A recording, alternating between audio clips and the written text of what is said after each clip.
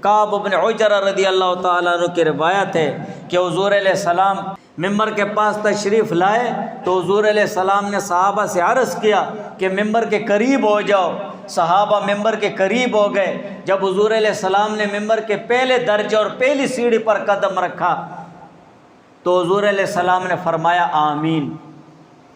دوسری پر رکھا قدم تو پھر فرمایا آمین، اور تیسری پر پھر رکھا تو پھر حضور علیہ السلام نے فرمایا آمین۔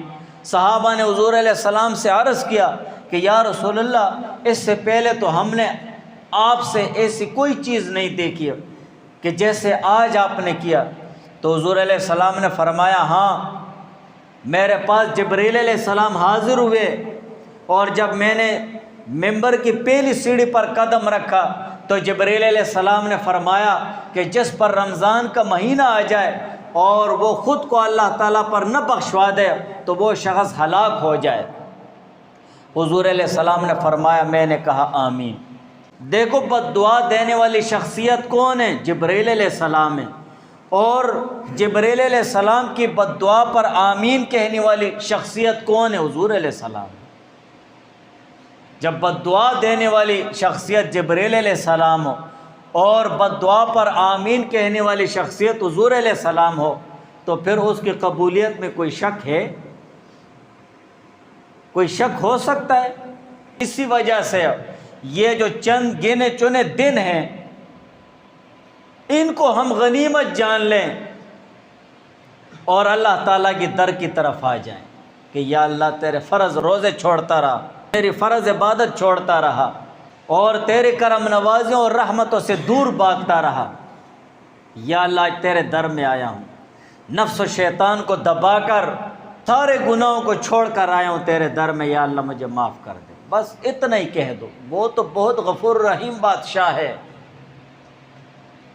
ساری زندگی مومن مسلمان اللہ تعالیٰ کی نافرمانی میں گزار دیتا ہے، عیاشوں میں گزار دیتا ہے، لیکن ایک لمحے کے لیے وہ اللہ تعالیٰ کے گھر میں آتا ہے اور اپنا سر نیچے کر دیتا ہے، ندامت اور شرمندگی کے آنسو بہاتا ہے۔ جب اتنی سی غیرت مومن مسلمان کرتا ہے تو اللہ تعالیٰ بہت غیرت مند بادشاہ ہے۔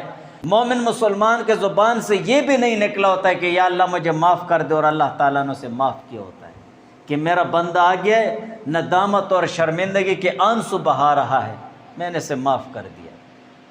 بلکہ اللہ تعالیٰ اتنے غفور و رحیم اور اتنے معاف کرنے والے ہیں کہ اللہ تعالیٰ اس کے گناہوں کو نیک اعمال سے بدل دیتے ہیں۔ جاؤ تیرے گناہوں کو نیک اعمال میں بدل دیا۔ کون پوچھنے والے اللہ تعالیٰ سے؟ وہ تو وراء الورا احکم الحاکمین ہے، مالک الملوک ہے۔ اور دنیا میں دیکھو، جب باپ اور بیٹی کی لڑائی ہوتی ہے اور یہ بیٹا باپ کے گریبان کو پکڑتا ہے اور باپ اس بیٹے کو گھر سے نکال دیتا ہے، آگ کر دیتا ہے، تو میرا بیٹا ہی نہیں ہے۔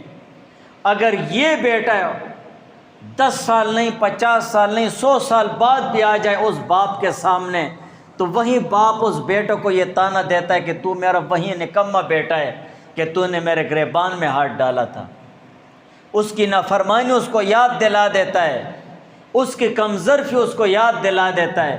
لیکن اللہ تعالیٰ اتنے غفور و رحیم بادشاہ ہے کہ اللہ تعالیٰ کسی بندے سے نہیں فرماتے ہیں کہ تو آج آ گیا ہے، ساری زندگی نے میری نافرمانی میں گزاری، عیاشی میں گزاری، نفس و شیطان کی تابعداری میں گزاری، اور آج آ گیا اور میرے سامنے رو رہا ہے، نکل جاؤ۔ نہیں، اللہ تعالیٰ معاف کر دیتے۔ لیکن اللہ تعالیٰ کی رحمت کی طرف آنا تو چاہیے نا، اس کے فضل کی طرف آنا تو چاہیے نا، نفس و شیطان کو تھوڑا سا مقابلہ تو کرنا چاہیے نا اس کے ساتھ۔ دنیا میں مومن مسلمان کے ساتھ سب سے بڑی آزمائش نفس و شیطان ہے نا، فرشتوں کے ساتھ نفس و شیطان نہیں ہے، اللہ تعالیٰ کی عبادت میں مست ہے۔ لیکن انسان کے ساتھ تو نفس و شیطان ہے کہ شیطان زور لگاتا ہے کہ یہ اللہ تعالیٰ کی عبادت نہ کرے، نافرمانی کرے، شیطان نے تو قسم اٹھائی ہے کہ میرا کام ہی قیامت تک یہی ہوگا کہ یا اللہ میں تیرے بندوں کو گمراہ کرتا رہوں گا، تیرے بندوں کو تجھ سے دور کرتا رہوں گا۔ دن رات شیطان نے اپنے شتونگڑے چھوڑے ہوتے ہیں مومن مسلمان کے پیچھے، اور اس کو دھوکے میں ڈال رہے ہوتے ہیں۔ اور اسی طرح انسان کے اپنے اندر نفس جو خواہشات ہیں، وہ خواہشات طبعیہ جو شریعت کے مطابق نہیں ہے، شریعت کے خلاف ہے، ان کے پیچھے لگ جاتا ہے۔ یہ بھی کھاؤں، یہ بھی کروں، وہ بھی کروں، یہ بھی دیکھوں، وہ بھی دیکھوں، بس سب کچھ میں اپنا دل خوش کروں۔ تو کہنے کا مقصد یہ ہے کہ یہ جو آخری دن ہیں، چند گنے چنے دن ہیں، ان کو ہی غنیمت جان لے اور اللہ تعالیٰ کے در کی طرف آ جائیں کہ یا اللہ زمانے کے بدبخت اور بدنصیبوں کی فہرست سے میرا یہ نام نکال دیا۔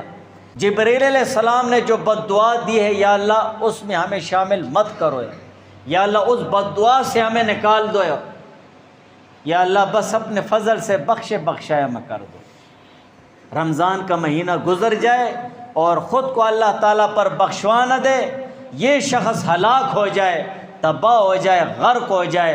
حضور علیہ السلام نے فرمایا آمین۔ تو بد دعا دینے والی ذات اور شخصیت جبرائیل علیہ السلام ہے کہ حضور علیہ السلام نے ممبر شریف کے پہلے سیڑھی پر قدم مبارک رکھا تو جبرائیل علیہ السلام نے بد دعا دی کہ رمضان کا مہینہ آ جائے اور جو شخص اپنے آپ کو اللہ تعالیٰ پر نہ بخشوا دے، یہ شخص ہلاک ہو جائے، غرق ہو جائے، تباہ ہو جائے، برباد ہو جائے۔ اس سے سخت الفاظ ہیں، اس سے کوئی سخت الفاظ نہیں ہے بس۔ اور حضور علیہ السلام نے فرما دیا آمین۔ تو یہ چند دن ہیں، ہمیں ان کو غنیمت جاننا چاہیے، سنجیدگی سے لینا چاہیے، لاپرواہی کا مظاہرہ نہیں کرنا چاہیے۔ زندگی کا کیا بھروسہ ہے، یہاں ہم بیٹھے ہوئے شاید اٹھنے کی توفیق نہ ہو، بیٹھے بیٹھے ہی سانس نکل جائے، پھر یہ رمضان آتا ہے یا نہیں آتا ہے، پھر یہ جمعہ آتا ہے یا نہیں آتا ہے، کسی کو کیا پتہ۔ اسی وجہ سے یہ چند دن ہیں، ہم ایک دوسرے کو ترغیب دیں، ایک دوسرے کے پیچھے لگ جائیں اور مسجد کی طرف آ جائیں، اللہ تعالیٰ کی در کی طرف آ جائیں، یہ روزوں کا اہتمام کر لیں، توبہ اور استغفار کا اہتمام کر لیں۔ جنہوں نے اللہ تعالیٰ کی عبادت کی ہے وہ شکر بھی کریں اور استغفار کریں، جنہوں نے کوتاہی سے کام لیا ہے وہ مسلسل اللہ تعالیٰ کے در میں آ کر اللہ تعالیٰ کے لیے توبہ اور استغفار کا اہتمام کریں تاکہ اللہ تعالیٰ ہمیں اپنے فضل سے معاف فرما دیں۔